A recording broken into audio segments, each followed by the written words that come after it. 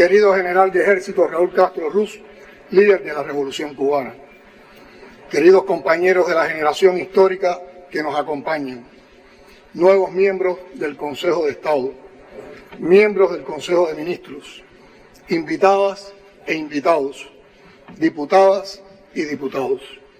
Nuestras primeras palabras son para extender la felicitación a las compañeras y compañeros hoy elegidos o designados respectivamente para ocupar la dirección de la Asamblea Nacional del Poder Popular, el Consejo de Estado y el Consejo de Ministros.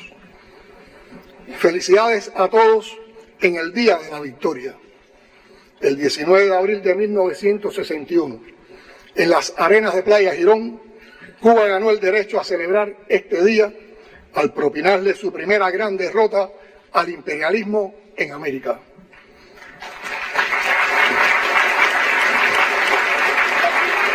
¡Viva! Se trata del triunfo de lo justo sobre lo injusto, del pequeño David frente al gigante Goliat, de una revolución socialista frente a las narices de un imperio, tal como la definió Fidel en 23 y 12, en la despedida de duelo por las víctimas del bombardeo a los aeropuertos de Ciudad Libertad, Santiago de Cuba y San Antonio de los Baños, en el preludio de la invasión. Es tan épica esa victoria que 62 años después, los derrotados no han podido perdonarnos. Y es gracias a esa victoria que hoy instalamos por 10ª vez la Asamblea del Pueblo.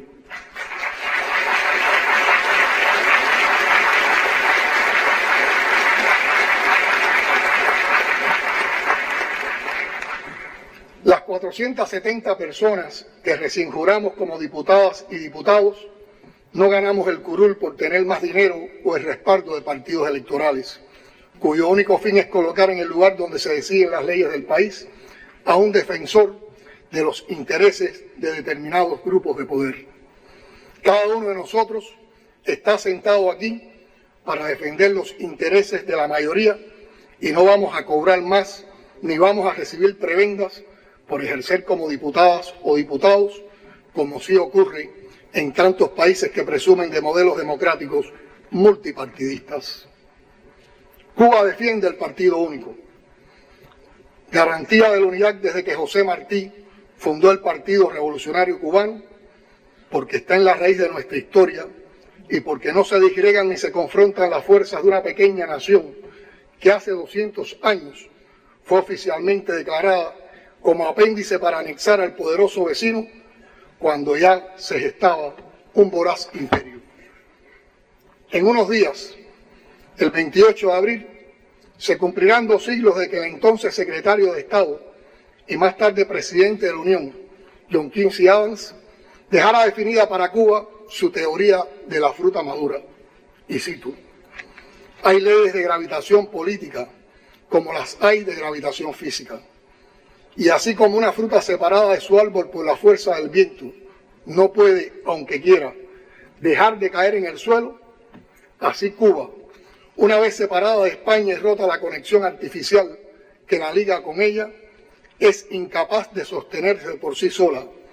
Tiene que gravitar necesariamente hacia la Unión Norteamericana y hacia ella exclusivamente, mientras que a la Unión misma, en virtud de la propia ley, le será imposible dejar de admitirla en su seno. Fin de la cita.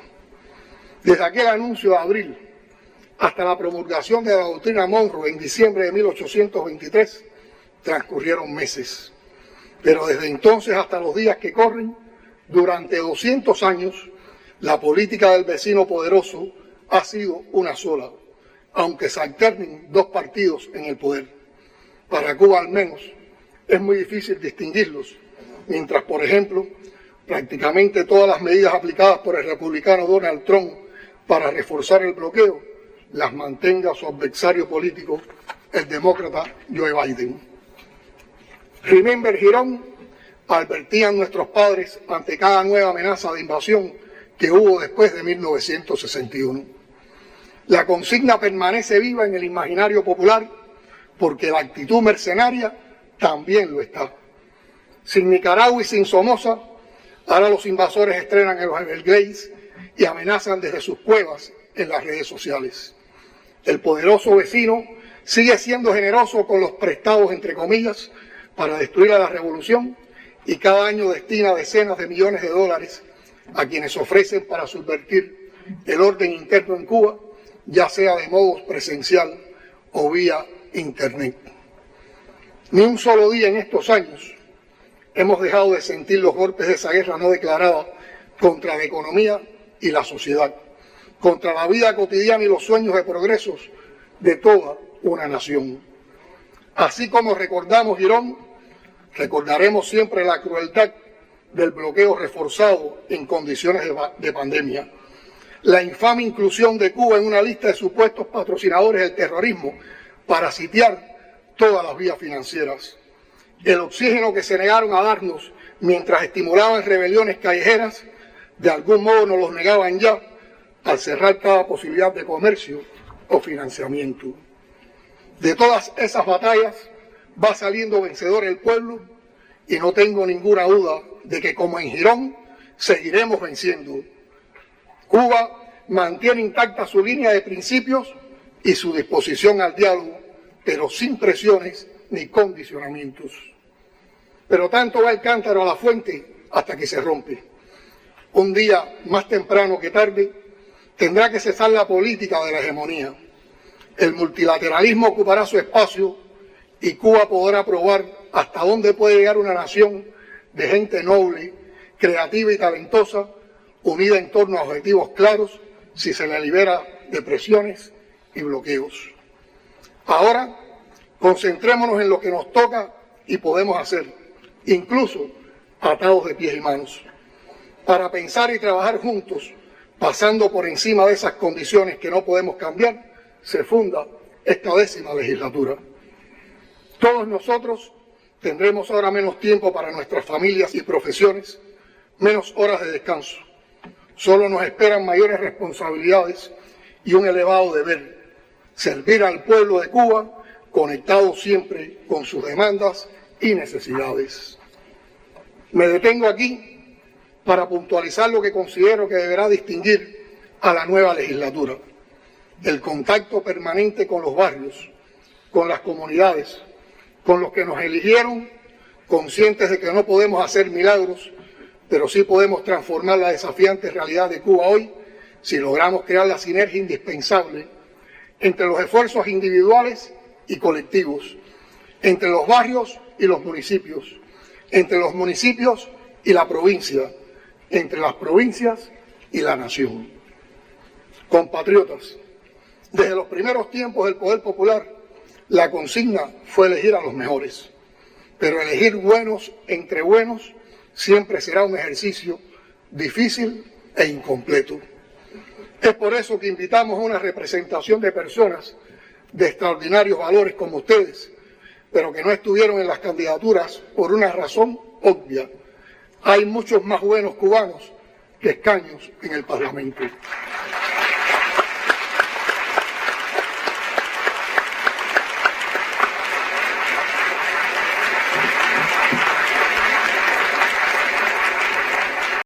Aquí están invitados rescatistas del Saratoga y de supertanqueros.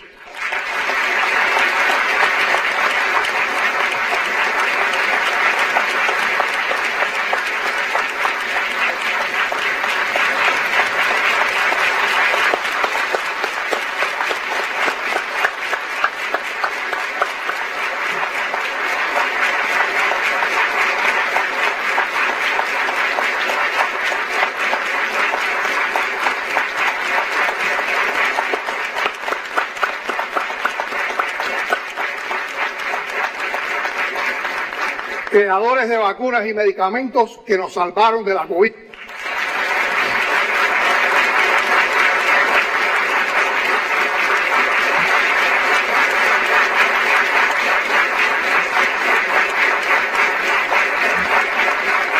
Innovadores e investigadores que han participado en la creación de ventiladores pulmonares.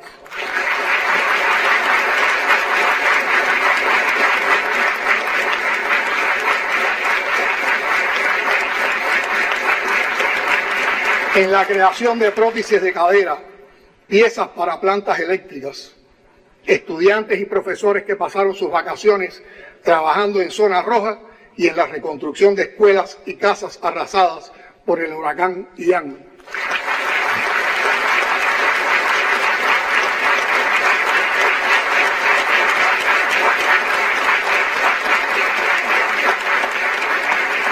Está Alexis Leiva Machado Cacho, con su mítica brigada Marta Machado, que levantó una escuela nueva y varias casas en el lugar más devastado por donde entró el ciclón y que continúa trabajando en esa comunidad en varios proyectos.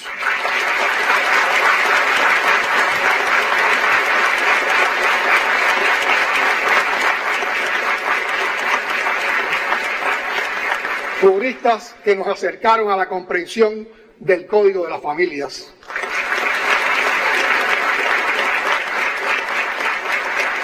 Líderes de proyectos comunitarios, delegados de base que desarrollan un buen papel como Paquito de Cuba.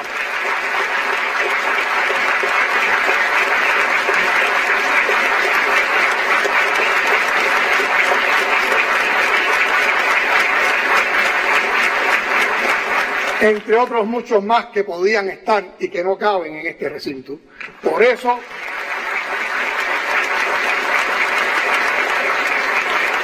en esta asamblea está el pueblo de Cuba.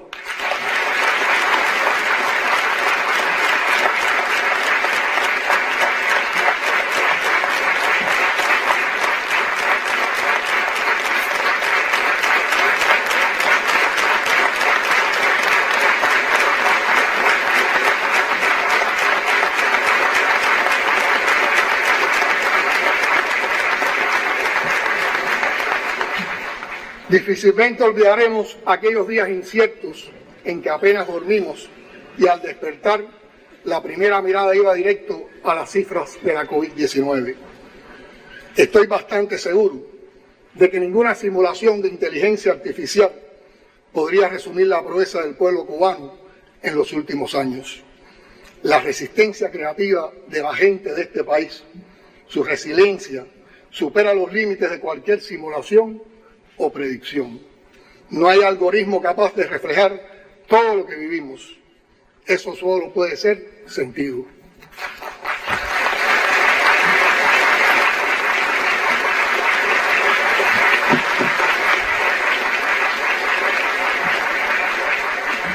Cuba es un sentimiento y es una fuerza capaz de enfrentar y vencer los peores vendavales. La economía mundial, incierta e inestable en todas las latitudes, plantea el primer y mayor desafío para el nuevo Consejo de Ministros, que debe contar con el acompañamiento fundamental de todos para enfrentar obstáculos y resolver ineficiencias. En lo inmediato, la dirección principal debe centrarse en la producción de alimentos, el aprovechamiento de las capacidades productivas ociosas, el incremento de los ingresos en divisas, las transformaciones que requiere la empresa estatal socialista, la eficiencia del proceso inversionista, la complementariedad de los actores económicos y la participación de la inversión extranjera. Todo ello en función de incrementar la oferta de bienes y servicios y controlar la inflación, lo que se constituye en la principal prioridad de trabajo en la batalla económica. Hay que asumir ese gigantesco desafío sin desalientos. Con el recrudecimiento del bloqueo, la crisis mundial y nuestras incapacidades, la situación económica y social del país se ha complejizado mucho y los sueños, planes y proyectos a los que nunca renunciaremos se ralentizan. A veces parece que nunca serán posibles, pero si repasamos la dinámica de los últimos 5 años, comprobaremos que bajo las peores circunstancias y las más criminales presiones, nos convertimos en uno de los pocos países que se salvó a sí mismo de la pandemia con sus propios esfuerzos y talento. Cuando me preguntan de dónde saco el optimismo para enfrentar tantos problemas, yo pienso en esas proezas. En eso y en cientos de soluciones y propuestas de soluciones que encuentro cada vez que veo personas que invierten inteligencia y energías en el afán de encontrar soluciones a los problemas de su entorno en lugar de llenarse de lamentos y acusaciones. Respeto profundamente el derecho de cada cual a expresar sus quejas, pero no puedo dejar de contrastar actitudes. La de los que critican del modo más efectivo, luchando, haciendo, mostrando o creando soluciones, y la de aquellos que solo ven los errores y las culpas de otros. Diputadas y diputados, en los últimos 6 meses se han realizado en el país 3 procesos de votación popular, todos en un contexto de aguda crisis y bajo el ataque de una campaña mediática orientada a imponer las matrices de un Estado fallido debido a un gobierno incapaz y a diseminar el odio.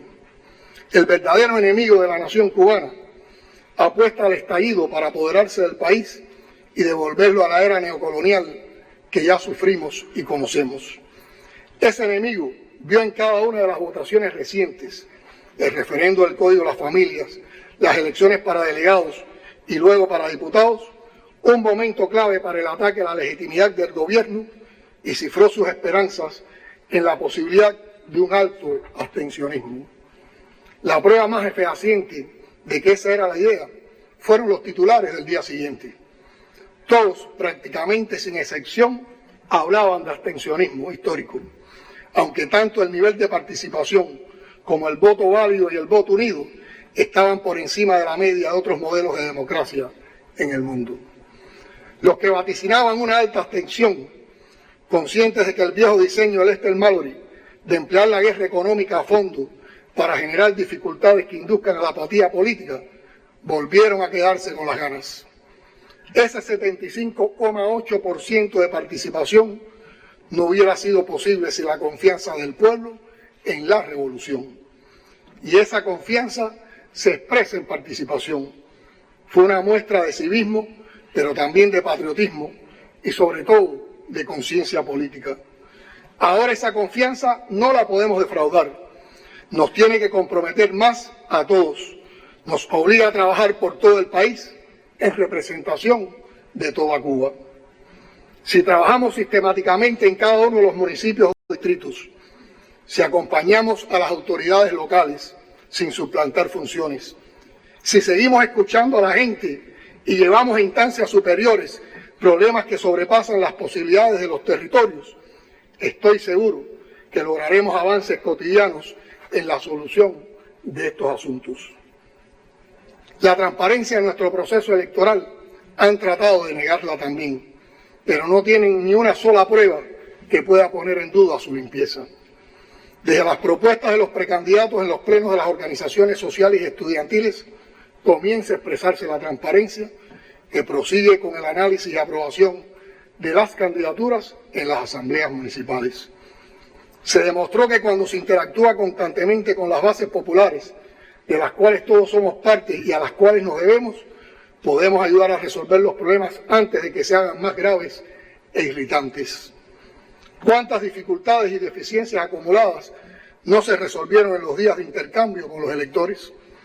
Por eso insisto en que debemos mantener y perfeccionar ese sistema de trabajo y que sea una prioridad de la nueva legislatura.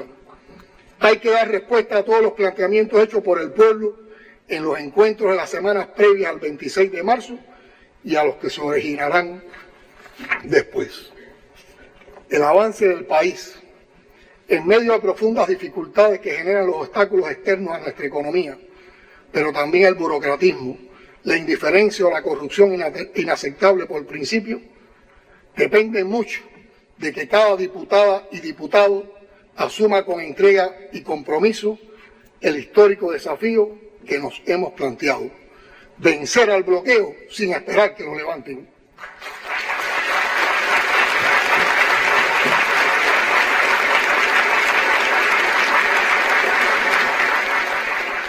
Compatriotas, me complace mucho ver en cuánto se ha rejuvenecido nuestro Parlamento. Quiero dar gracias a los jóvenes cubanos por la inspiración y el estímulo, pero también por la consagración y el ejemplo que fueron decisivos para hacer posible todo lo que hemos logrado, lo que hemos avanzado en medio del vendaval de muchas crisis, las que nos inducen cuando nos bloquean, la que nos llega porque sí, porque vivimos dentro de un mundo en crisis, y la que generamos nosotros mismos con nuestras insuficiencias.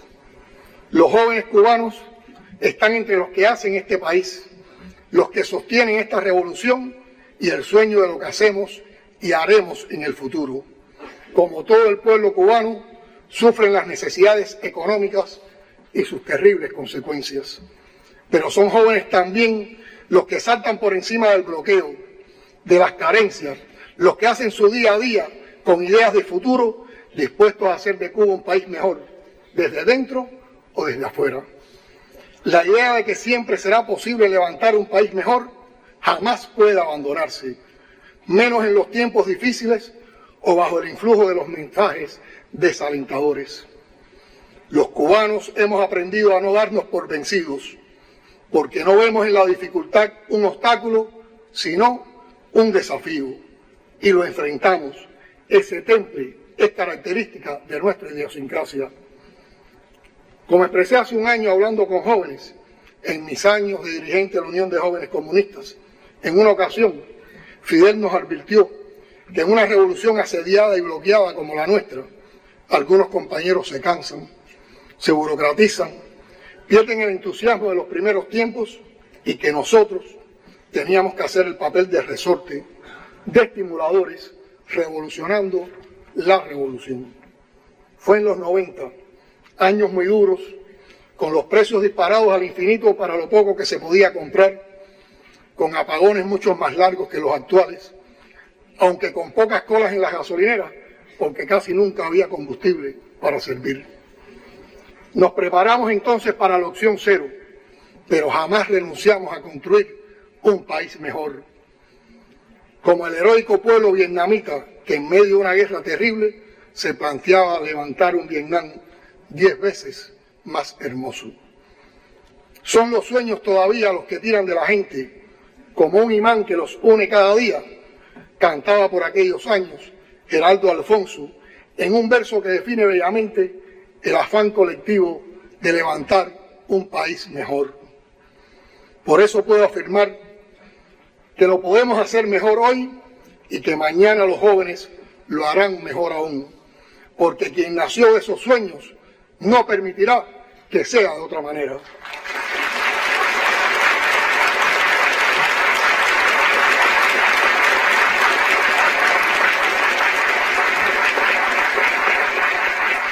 Son los jóvenes de los mejores revolucionarios porque reconocen las dificultades diarias y se enfrentan a ellas y tratan de cambiarlas, y lo logran muchas veces. Porque a pesar de la adversidad, siguen sonriendo, amando y creyendo en la posibilidad de un país mejor, a pesar de que algunos los conviden a no participar, a destruir, a odiar.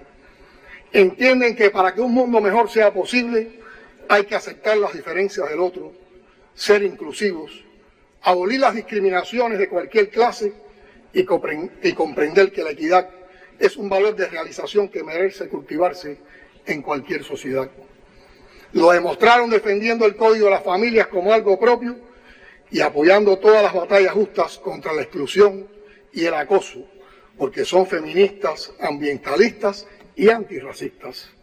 Y renovaron la pasión por el béisbol nacional cuando se armó el Team Acere del Clásico sin dejar de seguir a sus equipos de fútbol y siguen bailando y disfrutando la mejor música cubana.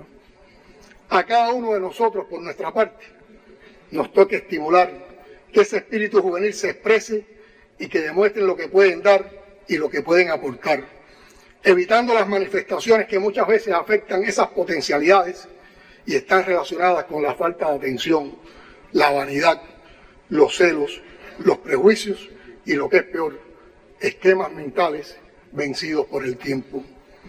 Hay que convencer, pero sobre todo, probarle a nuestros jóvenes que sí les será posible realizarse en su patria, que propongan ideas, proyectos y prueben en la práctica su eficacia en función de un país mejor. Las medidas que se aprueben no pueden morir por demoras injustificadas en su aplicación. La vida de cada persona no es eterna y el tiempo y las necesidades de todos taladran el espíritu de la nación. Por otro lado, no podemos ser parte de la politización de la inmigración cubana con la que trafica el enemigo. Debemos defender una relación con los emigrados cubanos que les deje claro que admiramos sus triunfos y que su patria los respeta, los mira orgullosos y los espera de regreso, aspirando simplemente a que respeten y defiendan el suelo que los vio nacer y los formó con amor.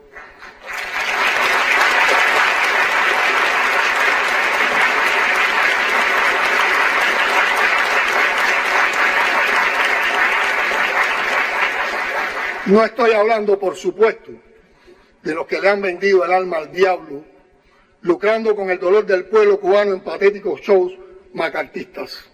Hablo de esos que viviendo en cualquier lugar del mundo conservan el amor hacia su país de origen y los deseos de que progrese, a pesar de las montañas de obstáculos que les representa relacionarse con Cuba por diversidad de razones y sin razones.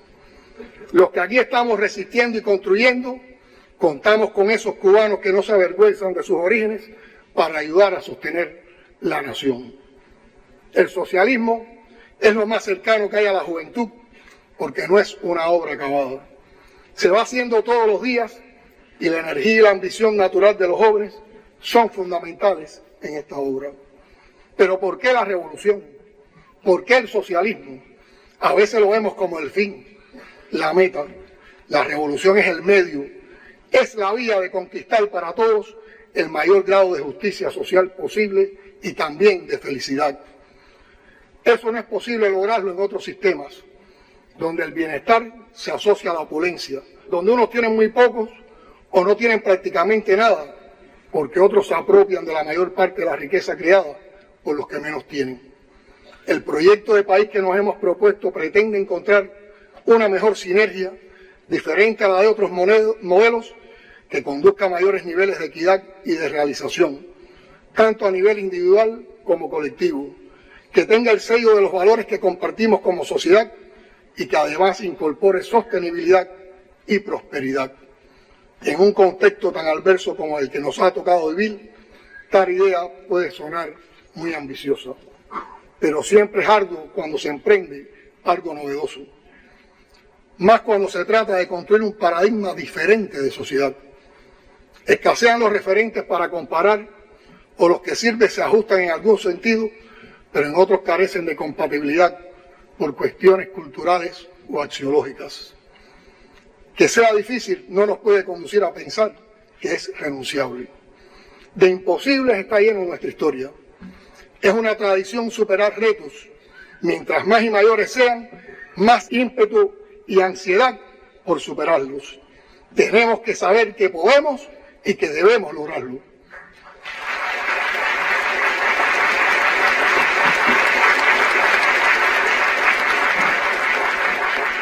No fue un milagro lo que nos trajo hasta este momento de la historia.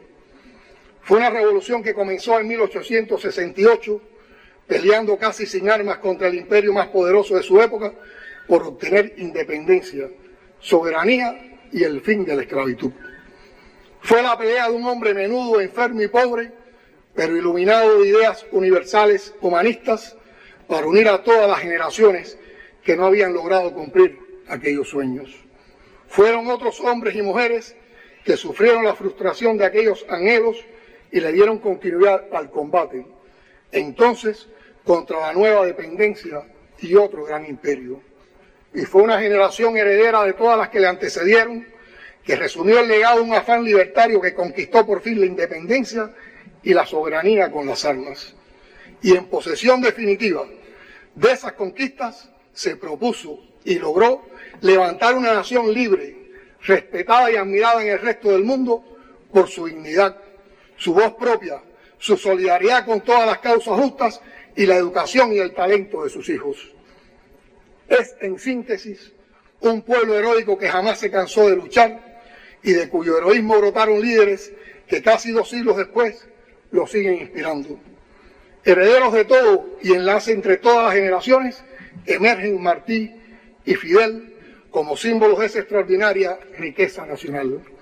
A Raúl, líder de la Revolución Cubana, continuador de las tradiciones de lucha y guía de quienes asumimos las más altas responsabilidades en el país, gracias por el apoyo y la confianza que no defraudaremos jamás.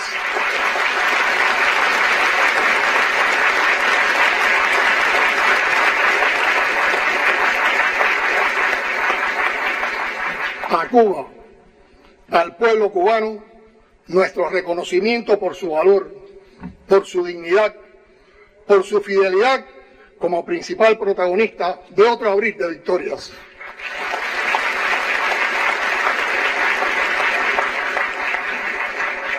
Querido pueblo al que me enorgullece pertenecer, recibe el respeto, admiración y el inmenso cariño de quien se siente deudor siempre.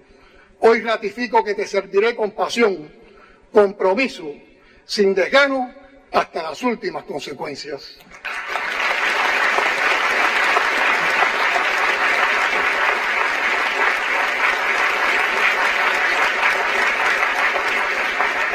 Compañeras y compañeros, ustedes lo han dicho. La unidad y la victoria son la esperanza. La unidad y la victoria son el presente y el futuro de la patria y el socialismo. ¡Patria o muerte! ¡Venceremos!